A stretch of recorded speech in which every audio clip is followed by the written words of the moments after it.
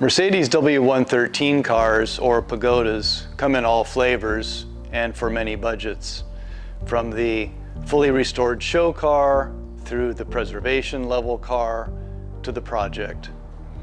And in between these categories and blending them are what we might call daily drivers. Cars that are sound, solid, presentable, and can be used every day without concern. This lovely 1968 model is a prime example. Let's hoist her and have a look. At the back of the car, we see original factory undercoating telling us the trunk floor is original. This is a fairly recent gas tank, that's nice. We have nice Bilstein shock absorbers, new fuel lines when the tank was done presumably. And up here we can see new mufflers or recent mufflers and resonator. Rocker panel covers can be particularly telling, and if they've been disturbed, it prompts the question why. In this case, it looks totally original with the factory rough texture undercoating under the black paint. They were always black coming out of the factory. Here we've got a weep hole in the actual rocker panel, and it's not obscured. And these are held on with factory round Phillips head screws, which get painted over when this was painted at the factory. And this is a jackport cover.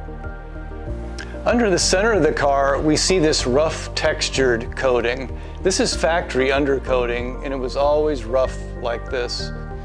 Originally, it was beige with a light coat of root beer colored shipping cosmoline.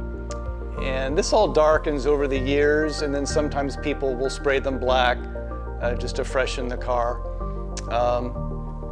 This is a strengthening rib, and the strongest part of this rib is at the very front. So this is where you want to hoist them, not back here because it could bend them.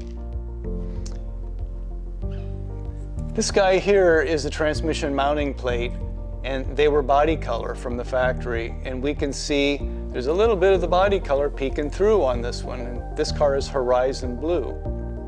If you see any disturbed area of the factory undercoating, flaking, obviously rust, or if you see fresh black undercoating, any color undercoating, or paint, you want to dig a little deeper. If the seller or owner will allow you, use a little probe and poke and make sure the car is solid in those areas. This area is of particular importance because it's structural. It's where the suspension's trailing arm mounts. In this case, it's all original and solid.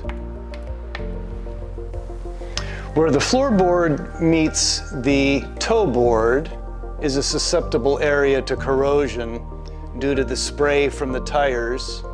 And on cars with air conditioning, you have the condensation tube exiting here. And if they leak inside, it can run down and cause a spot of corrosion here. So always a good place to check. You do have a weep hole here. Over time, sometimes these get obscured, so always make sure yours are free. Again, you see the Phillips head screw and the rocker panel. Up front, we have this transverse member, which is something to check for rust. And in this case, this is original and sound. This item carries the bumper, basically, which, interestingly, the factory painted the back of the bumpers a sort of white gray, and you can see that here. So we know this is an original bumper. This item here is a rather rare item. It's a secondary air conditioning condenser, which the factory authorized for when the dealers were installing air conditioning. The item is no longer available, so if you find a car with one, it's sort of a treasure. I hope you enjoyed this Pagoda Undercarriage review. If you have questions about your car or one you're interested in purchasing, please feel free to reach out to us. And as always, please like this video and subscribe to the Motoring Investments YouTube channel for other videos like this. Thanks again.